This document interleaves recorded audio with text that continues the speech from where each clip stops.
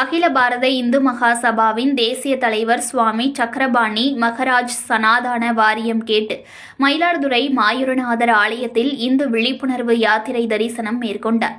சிவப்பு கம்பள வரவேற்பு அவருக்கு அளிக்கப்பட்டது. அகில பாரத இந்து மகாசபாவின் தேசிய தலைவர் சுவாமி சக்கரபாணி மகராஜ் சனாதன வாரியம் கேட்டு தமிழகத்தில் கோயம்புத்தூர் முதல் கன்னியாகுமரி வரை இந்து விழிப்புணர்வு யாத்திரை மேற்கொண்டு வருகிறார்.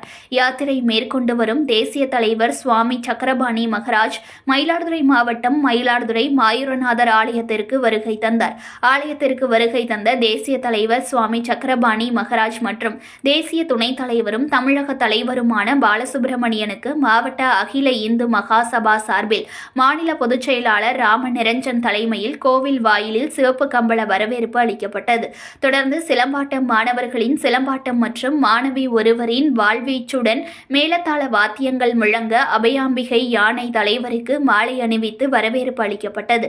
தொடர்ந்து தேசிய தலைவர் சுவாமி சக்கரபாணி மகராஜ் விநாயகர் ஸ்ரீ மாயூரநாதர் சன்னதிகளில் சிறப்பு தரிசனம் மேற்கொண்டு புறப்பட்டு சென்றார். இதில் மாவட்ட பொதுச் செயலாளர் ஜெய், மாவட்ட அமைப்பாளர் சத்தியமூர்த்தி உள்ளிட்ட பலர் கலந்து கொண்டனர். செய்திகளை உடனுக்குடன் தெரிந்து கொள்ள லைக் பண்ணுங்க, ஷேர் பண்ணுங்க, சப்ஸ்கிரைப் பண்ணுங்க, மறக்காம கமெண்ட் பண்ணுங்க.